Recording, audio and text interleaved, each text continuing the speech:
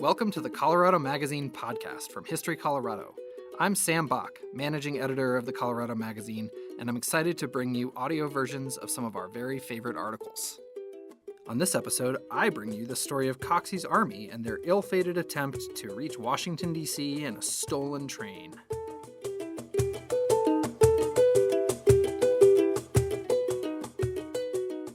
I worked on this story with my colleague Jim England, who was searching through the Colorado Historic newspaper collection one day when he ran across an article about some men filling up a steam engine's water tank using coffee pots and puddle water. So we decided to dig deeper, and this is the story of what we uncovered. By Rail and River, written by Jim England and Sam Bach. A train robbery was in the headlines of southern Colorado newspapers in the spring of 1894. Not the Hollywood version of a stick-up on rails. This was the theft of an entire train.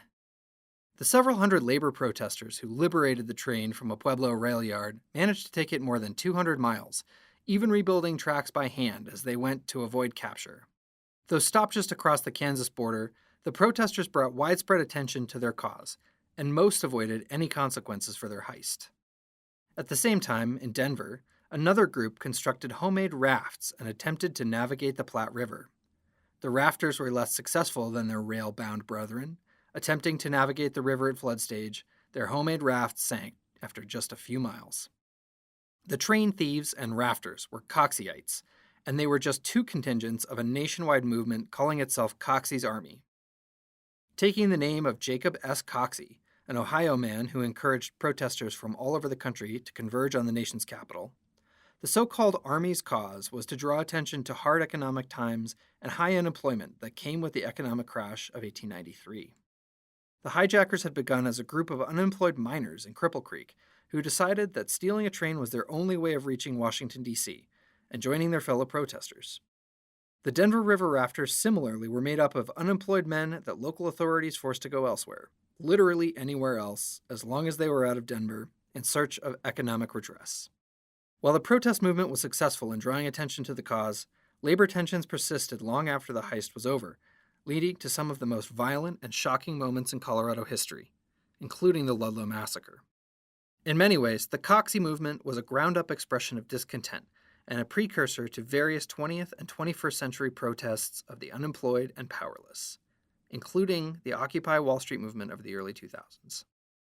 Though the motivation may be familiar, their means were unusual, and perhaps one of the most unique protests the state has ever seen. Coxey's Army. Colorado was facing particularly hard economic times following the Panic of 1893, a nationwide economic depression that was among the worst in U.S. history.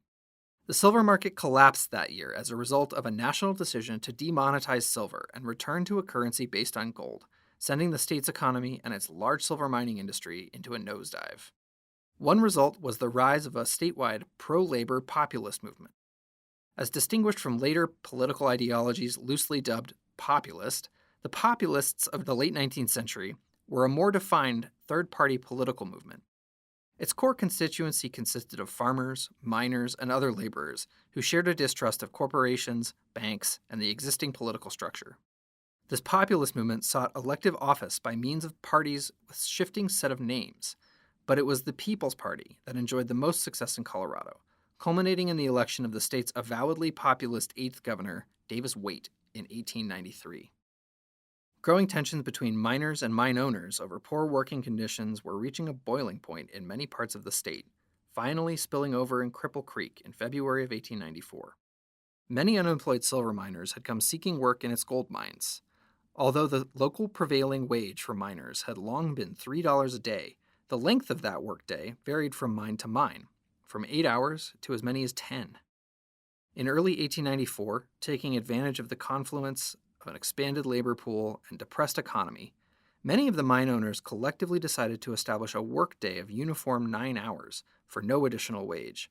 Hundreds of miners promptly went on strike. Around this same time, the continuing national economic depression and a persisting high unemployment rate, probably well over 10%, had sparked a different kind of response. On Easter morning of 1894, Ohio populist Jacob Coxey set out with about 100 unemployed workers on a march to Washington, D.C. The plan was to present Congress with Coxey's plan to create a federally funded roads project. to put the unemployed to work, building and improving infrastructure around the country. Because the marches were organized along military lines, they were popularly referred to as Coxey's Army, led by, quote-unquote, General Coxey. The official name of the movement, however, was the Commonweal of Christ. Coxey's march was extensively publicized and inspired a number of similar marching armies from all across the nation, particularly in the West, where organized labor and populist followers provided ready recruits. In Cripple Creek, notices were posted around town stating, quote, all idle men are requested to meet at the flagpole Sunday, April 23, 1894, for the purpose of forming a contingent for the Coxey Industrial Army. 3 days later, at the first meeting, a recent arrival from the Pacific Slope addressed the crowd. This was John Sherman Sanders, a native of the Missouri Ozarks, but more recently from either San Francisco or Spokane, where he was variously reported to have either been a miner, an engineer, or some type of electrician. At this first meeting, he was elected a quote-unquote brigadier general and would thereafter be identified with the honorific of general. General Sanders quickly began drilling his volunteer recruits, and army-like rules were adopted, which included prohibitions on firearms, profane language, intoxicating liquors, fighting, quarreling, begging, and foraging. Although not reported locally at the time, some 500 Cripple Creek supporters joined in adopting Articles of Agreement, setting forth their, quote, object and purpose of a march to Washington, D.C., unquote, to present demands for legislation aimed at addressing their dire economic straits. In addition to the familiar populist demand for the return of federal support for silver coinage, this group proposed a bill for, quote, irrigating millions of acres of desert land, unquote, in Colorado and other western states, quote, thus giving employment to thousands of now unemployed men and homes for thousands of families. On May 3rd, a brigade of 159 men left Cripple Creek for Washington, first marching 7 miles to Victor, where they were joined by anywhere from 50 to 150 additional recruits. A short march to the mining town of Wilbur then brought the men to a brand new station of the Florence and Cripple Creek Railroad. In fact, when they arrived, workers had just finished driving the last spike in the rail line. Railroad President William E. Johnson generously offered the free use of 6 rail cars to haul the men and their 4 wagons of baggage to Florence, east of Canyon City, making them the first passengers, of a sort, from that station. Stealing a train. At Florence, General Sanders formed 5 companies, 3 of Cripple Creek miners, 1 of Victor men, and 1 of Coal Creek miners from Florence. The Denver and Rio Grande Western Railroad agreed to furnish 10 empty boxcars to transport the 354 men to Pueblo. They were met there by Pueblo Mayor L.B. Straight, who arranged for that town to feed 3 meals to all of Sanders' men and to provide a Main Street parade, and then attempted to negotiate free rail transportation further east. Missouri Pacific Railway officials, however, were adamant that transportation would only be provided at a full fare. Sanders, extremely unwisely, in hindsight, told the Rio Grande superintendent that his army was going to Washington, quote, if they had to steal a train from every road on the way. Thus alerted, the Missouri Pacific officials therefore ordered all of their locomotives to be sent east of Pueblo to prevent their capture by Sanders. On May 8th, after Mayor Straight told General Sanders that the city would no longer feed his men, the contingent's officers met privately. Confirming the railroad's suspicions, one of the companies then commandeered 6 Missouri Pacific coal cars in the Pueblo train yards and loaded them up with the camp's equipment. Engineer P.G. Berger was forcibly removed from idling Rio Grande switch engine number 817 and was replaced by Morgan Cosgrove, a Coxeyite said to be a former Rio Grande engineer. With Sanders' men controlling all the rail yard switches, the 50-ton engine was hooked up to the coal cars, the Army's men climbed on, and the train headed east out of town on the Missouri Pacific's tracks. Missouri Pacific officials, particularly Pueblo's District Superintendent O.A. Derby, reacted by devising 2 plans. First, they ordered that another engine and some cars be ditched or overturned to block the track some 50 miles east of Pueblo, near Olney Springs. Second, they ordered that all water be removed from the tanks along the line east of Pueblo so that Sanders' steam engine could not be replenished. And they obtained a warrant for the arrest of Sanders, his officers, and engineer Crossgrove for the theft of a Rio Grande engine valued at $8,000, and requested an injunction restraining the movement of the wild train. It was noted that serving these court papers to the men in that train might prove a challenge. Although initially reported as hurtling down the tracks at 50 miles per hour, the hijacked switch engine, ordinarily limited for use just within the train yards for switching cars from one track to another, was probably only capable of about 25 miles per hour at most. This is consistent with the fact that it took the Cripple Creek Army 2 hours just to travel the 30 or so miles east from Pueblo to the town of Boone. Shortly before midnight on the 8th, the Army reached the ditched train, but the men, who had been erroneously warned that they were being trailed by a posse from Pueblo, neither the railroad nor the Pueblo County Commissioners were willing to pay the expense, simply began building around it. They ripped up the tracks behind them and relayed them around the ditched train, all by hand, so as to bypass the obstruction. After just a few hours, they were back on their way eastward, but made only about 10 miles before having to stop at Ordway to take on water for the engine's steam boiler. The Missouri Pacific's water tank there had been drained, but the water had puddled on the ground. One report had the undiscouraged Coxeyites using this puddle to fill up coffee pots and buckets to add to the boiler. A second, similar stop was made after another 40 miles or so near Arlington, but the water in Adobe Creek there was so alkaline as to endanger the train's boiler. Another 20 miles or so brought them near Haswell, only to encounter a second engine and car ditched at the order of Superintendent Derby, requiring yet another impromptu relaying of bypass tracks. Derby's zealousness in this regard might have been partially due to antipathy towards the striking miners based on his own recent acquisition of an ownership interest in a local mine. With water again running low and impeding speed, it then took almost an hour to travel about 15 miles and reach the town of Eads. There, quote, a large number of men were set to work carrying 1,600 gallons of water from a farmer's well a full quarter-mile away, end quote.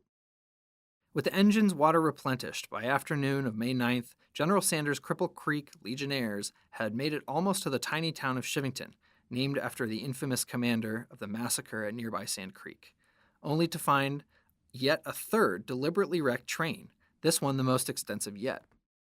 By now, quote, wet with rain, worn out with exposure and hard work, with practically no food on hand, end quote, the men called a temporary halt and walked 3 or 4 miles into town to, quote, get what victuals they could, end quote. This only amounted to about 2 potatoes, a small piece of meat, and a little coffee for each man. And then it really started to rain on the camped-out men. From here, accounts diverge. In one, Sanders somehow motivated the discouraged men, and they returned to the ditch site and resumed efforts to once again bypass the obstruction. In another account, a Missouri Pacific work crew arrived to clear the tracks for the mail trains, and were surprised when Sanders offered his men's assistance. This account is somewhat bolstered by ongoing judicial efforts. The railroad's first attempt to obtain an injunction against the wild train crew had been filed in Colorado's federal court in Denver. Federal Judge Moses Hallett, awakened at 1 o'clock in the morning to hear the request, denied it. The railroad had based its request on the stolen train's supposed interference with trains delivering U.S. mail. But Judge Hallett found that any interference was due to the railroad's efforts to block its own tracks. The railroads then sought a judicial bypass, joining forces with the U.S. Attorney in Kansas to seek judicial intervention in that state. Receiving some kind of assurance that the Kansas court would be more helpful, Superintendent Derby ordered that one more ditch train in eastern Colorado be removed in order to clear the tracks into western Kansas, where, quote, the little game will be stopped, end quote.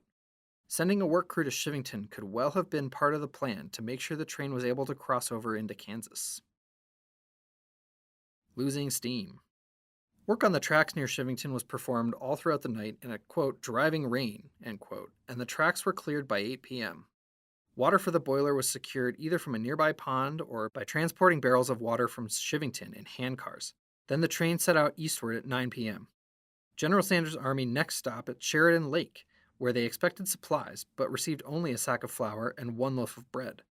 Their train then crossed the Colorado border and pulled into Horace, Kansas, where the people from all the country around, quote, were there to greet the industrials and give them the rousing cheer, end quote. The cheer was offset by the discovery that the, quote, 464 breakfasts which Sanders' army had telegraphed for the night before at 12 cents each had been disposed of. A Horace deputy sheriff arrested his own underaged brother who had joined the army at Chivington. The trip of 167 miles from Pueblo to Horace, overcoming the numerous railroad obstacles, was said to be, quote, regarded by railroad men as little short of remarkable for an engine of the Rio Grande switch engines class, end quote. Perhaps for this reason, the men pulled off a remarkable switch themselves at Horace and appropriated yet another engine, Missouri Pacific Passenger Engine 989, quote, the best passenger train they could find, end quote, to continue on east, with engineer Cosgrove again at the throttle. Although Sanders and his men were said to have been confident of favorable treatment by Kansas's own populist governor, in fact their train was heading into a trap. Missouri Pacific officials were said to have obtained as many as 500 federal court warrants for the arrest of Sanders' army, and those officials had traveled in a special rail car to Scott City, Kansas, with the U.S. Marshal and as many as 300 armed deputies on board. Traveling some 50 miles from Horace, Sanders' second stolen engine reached the Scott City trap on the afternoon of May 10th. After some negotiations, food for his men, and dinner for Sanders in the railroad superintendent's private car, Sanders announced an unconditional surrender. He was reported as saying to 450 of his men, quote, now remember, boys, you are all under arrest as well as I, end quote, with his men yelling, quote, we will stay with you, General. Arrangements were made to return Sanders' stolen Rio Grande switch engine to Pueblo after determining it had not sustained any damage. Found inside the cab when it reached Pueblo was a note from Cosgrove saying, this is a good engine. Take care of her. I may need her again, end quote. Considerably more damage had resulted from the railroad's own efforts to obstruct the stolen train. Although not the most objective evaluator, General Sanders placed that damage at, quote, fully $5,000. He pointed out to a Missouri Pacific attorney that the railroad would have saved considerable money if it had only agreed to transport his men without charge, as originally requested. An unidentified lawyer also claimed that the railroad had, by then, already incurred another $18,000 in fees in responding to the quote-unquote wild train. Sanders' army of 450 men, now riding in passenger cars, were fed lunch biscuits, boiled eggs, and coffee in Hosington, Kansas, the next day, before being unloaded at Topeka, which proved only a temporary stop before they were transported to the Army facilities at Fort Leavenworth. During this period, a story was sparsely circulated that among the recruits who had joined Sanders in Pueblo were two young women who were dressed in men's clothing and were discovered only once at Leavenworth. The women were reported to be sisters named Emmeline and Lenore Gordon. Virtually all of the details of this account have defied verification. With the possible exception of the two women, the demographic makeup of the army was said to include, quote, a few Swedes, some Irish, possibly a dozen Scandinavians, 2 American-born Mexicans, and 2 mulattoes, end quote. Trials and small fines. Detention at Fort Leavenworth continued for more than a month until some sort of mass jury trial could be convened. On June 18th, a federal jury delivered a verdict, somehow against a collection of 290 of Sanders' men, finding them collectively guilty of obstructing U.S. mail. This verdict did not apply to Sanders, who had been released on bond and was being charged in a separate case. Nor did it apply to his engineer, similarly released on bond. At the time of this mass trial, however, this engineer was being referred to as, quote, William Llewellyn, even though all the prior Colorado accounts had instead referred to Cosgrove. In any event, this Llewellyn did not make his required appearance on the day of the trial and was apparently never heard of again. The following day, 121 of those convicted were sentenced en masse, each fined from between $25 and $50, and committed to jail for inability to pay those fines. They were distributed among 5 Kansas jails, ultimately, quote, to be released in small numbers so as to effectually break up and disband the army, end quote. Sanders himself remained free, even marrying a woman in Leavenworth, but in mid-September ended up in federal court in Wichita, where he pled guilty, possibly to mail obstruction as well, and was fined $50. A short stint in jail there ended when his quote-unquote populist friends paid his fine. Before the end of the month, he had returned to Colorado, saying he would campaign around the state for the populist cause before that fall's election. He said he had been traveling around the country, quote, addressing audiences as far east as Ohio, end quote, but apparently never made it to Washington, D.C. Any notion that his legal worries were behind him were ended just days after that fall election, when he was arrested in Pueblo on the warrant that had been issued way back when the train was first hijacked. Sanders' plea that he had already been punished in Kansas for the transaction was unsuccessful, because this arrest was for seizure of Rio Grande property, not for mail obstruction. Sanders was released on bond and returned in 2 weeks for the scheduled trial, only to learn that Rio Grande officials were not willing to see the prosecution proceed. Although newspapers throughout the country had provided extensive coverage to the Pueblo train theft and its aftermath, the dismissal of charges represented the end of any significant publicity for Sanders, and little record of his later life remains. He did make it to Washington, but it was Washington State where he lived before moving to California, dying at age 69 or 70 in San Francisco on January 16, 1936. Nothing at all can be discovered of the fate of Cosgrove or the mysterious Llewellyn. The rest of Sanders' army apparently scattered, with some of them no doubt returning to Cripple Creek. Upon returning, they would have discovered that they had missed out on the dramatic escalation of the miners' strike they had left, culminating in late May with blown-up mines and fatal encounters between strikers and more than 1,000 private deputies hired by the mine owners. Engine 817's original engineer, Berger, received one later newspaper mention, albeit posthumously. In 1900, he slipped beneath his own locomotive, engine number 621 this time, and was, quote, ground to pieces. While the dramatic course of Sanders' wild train ride was noteworthy because of how much distance was reached, it was not the only instance of Coxey's followers, quote, stealing a train. In early 1894, trains were commandeered in Oregon, Idaho, Utah, Montana, and Wyoming, though generally no great distances were achieved. Coxey's Navy on the Platte. The origins of Denver's contingent of Coxeyites are somewhat different. As 1893's depression progressed, Denver saw an influx of unemployed and homeless men. In the summer of 1893, they were gathered by the hundreds, housed in tents and fed in Camp Relief in Riverfront Park, west of downtown Denver along the Platte River. City officials ended the housing and food after several weeks and instead offered free one-way rail tickets out of town.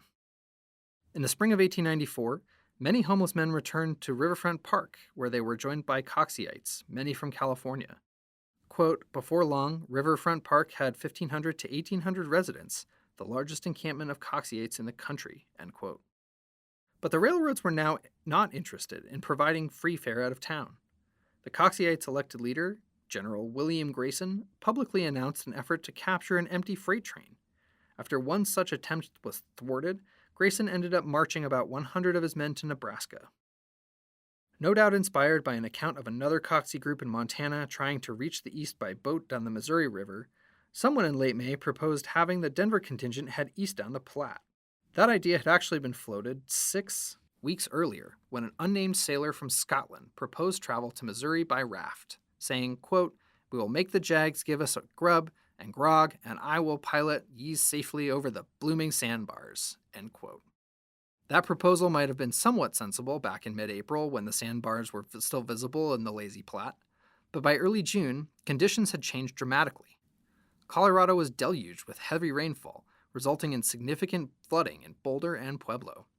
The Platte itself became, quote, an alarming rampage between Denver and Brighton, with a flow unmatched during the prior 16 years. Denverites had become anxious about the hundreds of hungry Coxeyites remaining in their midst. So, in spite of the raging floodwaters, the Denver Chamber of Commerce encouraged the homeless Coxeyites' nautical departure by agreeing to provide lumber for constructing boats. On June 2nd, 22,600 board feet of lumber was delivered and hundreds of men began constructing 100 4x16-foot flat-bottom rafts. Although a trial run on June 6th resulted in 2 boats capsizing almost immediately, plans for the next day's full-scale river excursion were not modified.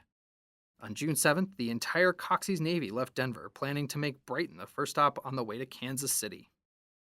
Many of the first-time sailors didn't make it that far. 5 boats never even made it farther than the equivalent of about 10 city blocks, striking piers or capsizing even before reaching the bridge at 31st Street. For the remainder of the initial leg of the voyage, the next day's Rocky Mountain News headlines tell the story. Only God will ever know how many of the Coxeyites were drowned in the Platte last night, said Coxey Navy Commander Twombly yesterday. Only 6 bodies were ever recovered, with dozens more missing and suspected to have also drowned. Accounts are somewhat confused about what happened to the survivors. Many apparently managed to travel, perhaps on foot, to LaSalle, south of Greeley.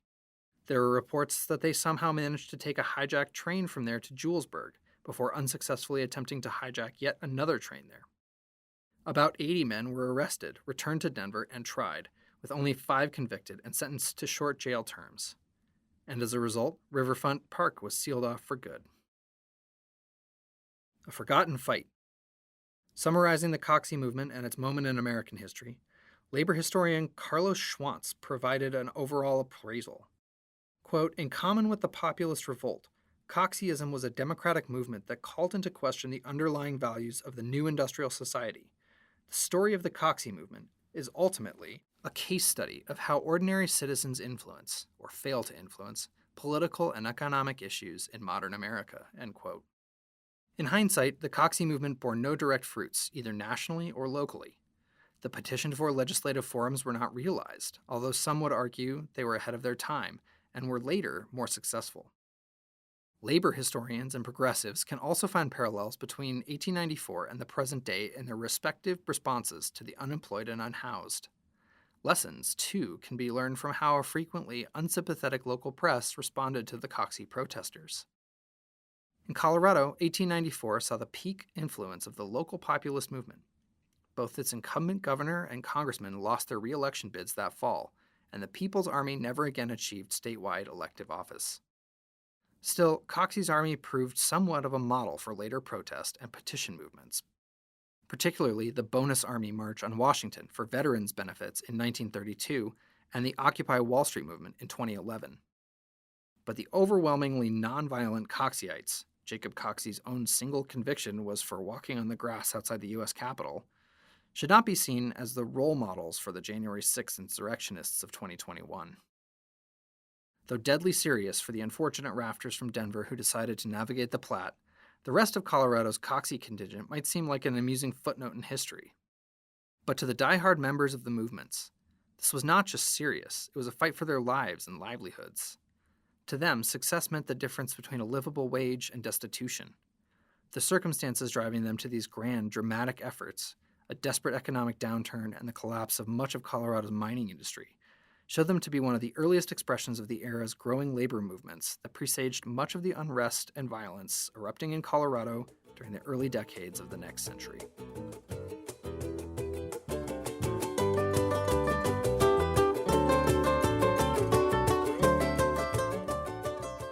Thanks for listening to the Colorado Magazine podcast from History Colorado. To read more articles, subscribe, or see some of the photos from these articles, visit us online at historycolorado.org/publications.